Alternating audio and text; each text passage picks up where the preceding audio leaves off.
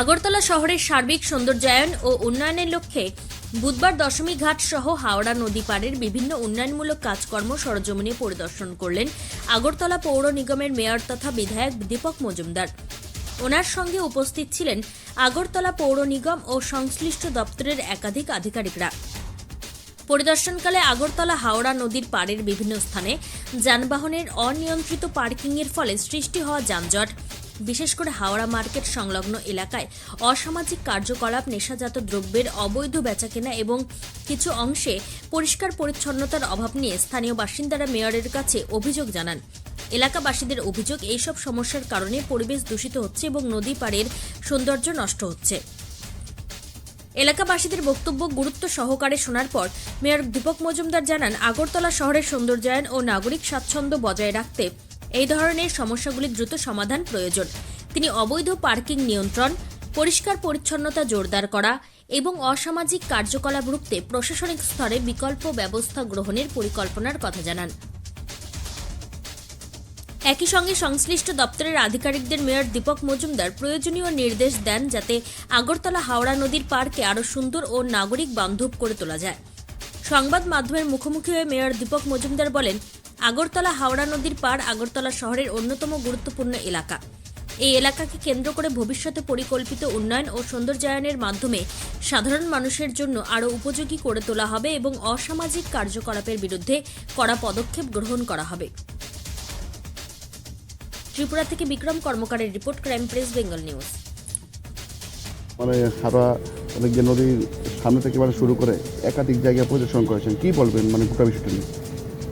আমাদের smart city executive পক্ষ থেকে যে হাওড়া রিভার ডেভেলপমেন্ট যে ওয়ার্ড এটা শুরু হয়েছিল প্রায় সপ্তাহ আগে, তো এটা প্রায় শেষের পথে কাজ।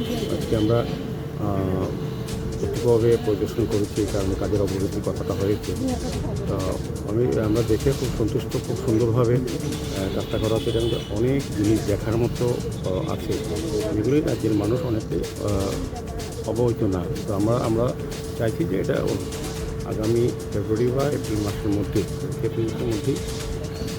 আনুষ্ঠানিকভাবে রাজ্যের মাননীয় মুখ্যমন্ত্রী তথা ডক্টর মানুষের হাত ধরে এটা উন্নীত করা হবে, জনসাধারণকে ব্যবহার করার জন্য বা উপভোগ করার জন্য। এটা অনেক ব্যবস্থা আছে। আপনি দেখবেন হাওড়া নদীটা যেটা আগে ছিল, এটা প্রত্যেকটি জায়গা বিভিন্ন মানুষের আবর্জনা ফেলার জায়গা ছিল, এখন কিন্তু এটা একটা ভালো পর্যটনের জায়গা হচ্ছে, ভ্রমণের জায়গা হচ্ছে এবং বিনোদনের জায়গাও তৈরি হচ্ছে। সেভাবেই সুন্দর করা হচ্ছে। একদম আপনার ঝুলন্ত বীজ থেকে 2.2 কিলোমিটার সে সাজানো হচ্ছে, আরও নদীকে ডেভেলপ করা হচ্ছে, যাতে বন্যার সময় যে বাড়ে এফেক্টেড নয় সেটাকে লক্ষ্য রেখেই কিন্তু টোটাল সাজানো হচ্ছে। আজকে আমরা ভিজিট করেছি, আমাদের জেনারেল চেয়ারম্যান মহোদয় আছে, আমাদের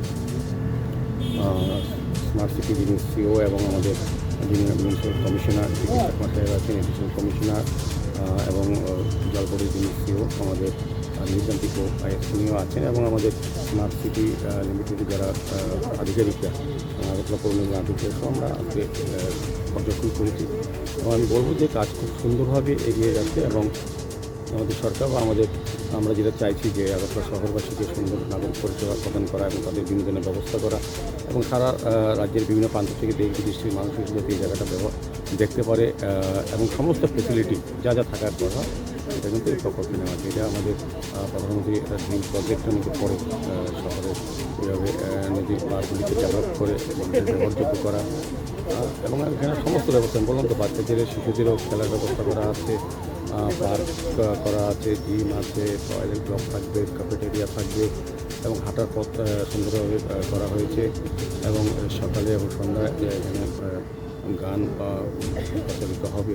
তো সার্বিকভাবে বলবো পরিবেশটা অতি সুন্দর এবং খুব ভালো হবে এবং সার্বিক আগরতলা শহরকে সৌন্দর্যের যে জায়গাটা আমরা তৈরি করতে চাচ্ছি, যে একটা বিশাল ভূমিকা গ্রহণ করবে। হাওড়া মার্কেট আছে সেগুলি নিয়ে আমাদের রাজ্য সরকার এবং আমাদের পৌর নিগম বা অন্যান্য দপ্তর দপ্তর বা ভাবছি বিভিন্ন বাজারগুলিকে আধুনিক করা, বিজ্ঞানসম্মতভাবে করা, সেভাবেই আমরা চেষ্টা করছি। যে হাওড়া মার্কেট যেটা এটা অনেক আগের থেকে ছিল, এখানে যারা ব্যবসা করেন এবং তার থেকে বেশি অসাধু ব্যবসায়ী যারা অনৈতিকভাবে এখানে দখল করে বসে আছে এবং নেশার একটা আঁকড়া অনেকের অভিযোগ, সেই অভিযোগ রেখে আমরা এর মধ্যে হাওড়া মার্কেটের সঙ্গে যারা ব্যবসায়ী যুক্ত আছেন তাদের সঙ্গে আলোচনা বলবো, এটাকে একটা সিস্টেমে আনা যায় এবং যেহেতু এত টাকা খরচা, প্রায় 100 কোটি টাকা খরচা করে এই নদীর পাড়টা সৌন্দর্যন করা হয়েছে, এটা যাতে তার সঙ্গে একটা মিল থাকে সার্বিক